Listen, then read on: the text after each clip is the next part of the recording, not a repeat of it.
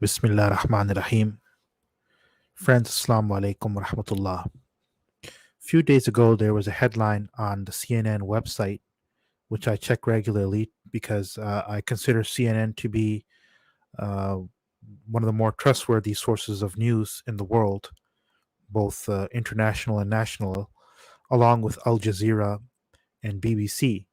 People will say, well, that's the mainstream media, but I prefer the mainstream media to the so called alternative media, that's for sure. In terms of journalism, they're still are more reliable than some of the so-called alternatives that are coming out there. But anyway, CNN, their journalism is decent, but some of the narrative that is now being put out by these news channels, trying to take a political sort of position and tendency, is it's not good for journalism in the long run. It will reduce the quality of journalism, and to the point where CNN will simply become a sort of a left wing version of Fox News or Newsmax, and this is not a good tendency. Um, so CNN had a headline to the effect, I don't remember the exact words, but something like the most dangerous thing or the most scary thing in America is an angry white man, or something to that effect. And this was not a very good title. It was race baiting. It's stoking racial tensions in the country, and whatever their purpose was with this kind of a headline, it's not constructive in the long run. And even more embarrassing for CNN was that just the next day after this headline comes out, there's a huge incident that occurs, a tragedy, a devastating tragedy in Wisconsin, where an individual using his SUV ran over dozens of people who were at a Christmas parade. Now, I don't know why there was a Christmas parade in November, but as you can see, that Christmas is becoming overly commercialized and is becoming such a massive tradition in the Western society, because it's basically the main thing that people look forward to in their lives. So people are already preparing and celebrating and expressing, uh, like month in advance of the actual so-called holiday. But that's a slight digression. Now, coming back to the point, this incident in Wisconsin, where there was a Christmas parade, and this individual driving his SUV, he he killed 5 people, and he also injured many children. 18 children, as I believe from the reports, had to go to the hospital, and a lot of them are in critical condition. And we're talking children that are as young as 3 years old. So a very outrageous tragedy. And what a evil individual who did that, who's responsible for that.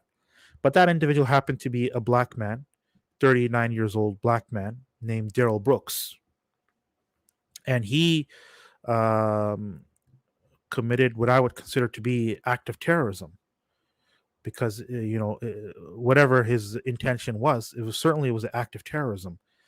And he's been apprehended, and we'll find out more details about the motivation and the details of this tragedy as in the coming days and as events unfold. But there is a problem with CNN saying that the most dangerous thing in America is the angry white man, and the very next day, it's a black man who is killing people, and including endangering the lives of children and injuring them. And it's a major news story, as I just said.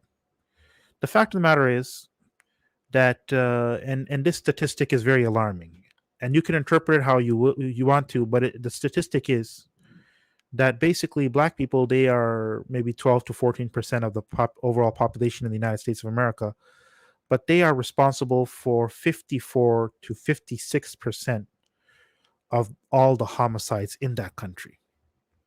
The ratio is very skewed and very disproportionate, that a population that is 12 to 14% is committing 54% of the homicides.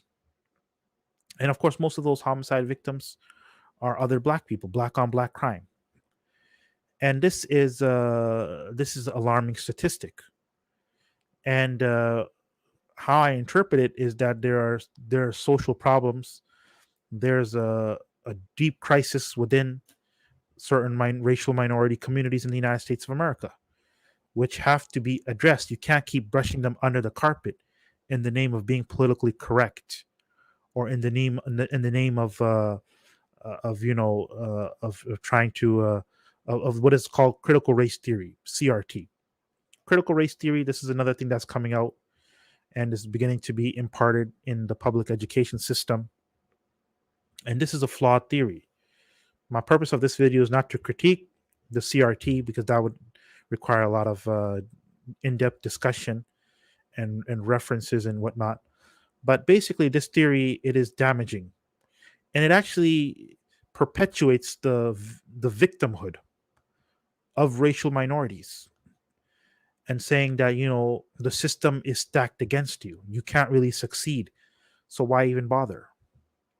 It's a very harmful narrative, and the CRT would have its own answer for this statistic, and saying, well, yeah, there's an enormous amount of crime and violence and gangsterism within the black community, where most of the perpetrators are young black men committing the homicide and other crimes, precisely because the system is stacked against them and does not allow them to live the ordinary American dream. And I would say this is problematic, and this is not true. But it requires deeper analysis for sure. There is of course systemic racism does exist to some extent, but again, if you're going to compare the United States of America to the rest of the world, the United States of America, and even based on my own personal experience, is one of the least racist countries on the planet. One of the least racist countries on the planet. So if you say the United States of America is a racist country, then you're basically saying the rest of the world is 10 times, if not 100 times more racist. And then the whole world is racist. And including Asia and Africa and South America are much more racist than the United States of America. Then you got to put these things into context. The United States of America is one of the most racially diverse countries in the world. Not the most, but one of the more racially diverse countries in the world. The rest of the world, you go to China, for example, you go to other parts of the world, it's very racially homogenous. And even if it may be ethnically diverse, like China is ethnically diverse, but racially it's a very homogenous country. And even the ethnic diversity, it's basically 90% Han Chinese. And then you have like 50 odd ethnic minorities that make up the remaining 10%. So there's a lot of racial homogeneity in East Asia, in Sub-Saharan Africa, and in South Asia. However, where there is going to be racial diversity, ethnic diversity, of course, there's going to be some tensions and conflicts between those groups. But the United States of America is a great example of a country that has solved this problem by embracing multiculturalism, by embracing the theme of diversity, and saying diversity is our strength. Those countries that embrace diversity and embrace multiculturalism in the West are the more better countries, such as the United States of America, such as Canada, such as the United Kingdom. And there are other countries in the West which do not want to embrace diversity and multiculturalism, and those are France and Poland, and some countries in Europe, Hungary, and some other countries. And those countries are less successful and less ideal. And I would say the fact of the matter is the fact that they are against diversity and they are against multiculturalism, it contributes to the fact that they are inferior to the Anglosphere. Basically, I'm talking about the Anglosphere. The Anglosphere is the best part of the world in terms of lifestyle, living standard, not lifestyle, living standard. Lifestyle, of course, I'm very critical of the lifestyle in this part of the world. But in terms of living standard, it is top notch, no doubt about it. Now, coming to the issue of this this criminal behavior, is there a racial component? No, of course, it's not biological. I refuse to accept that. Some race realists, they say that, they argue that certain racial groups are more uh, have a greater tendency toward criminal behavior, toward violence, biologically. And I refuse to accept that. I don't believe that. I don't think that's true. And if there is a grain of truth to it, then it's not very consequential.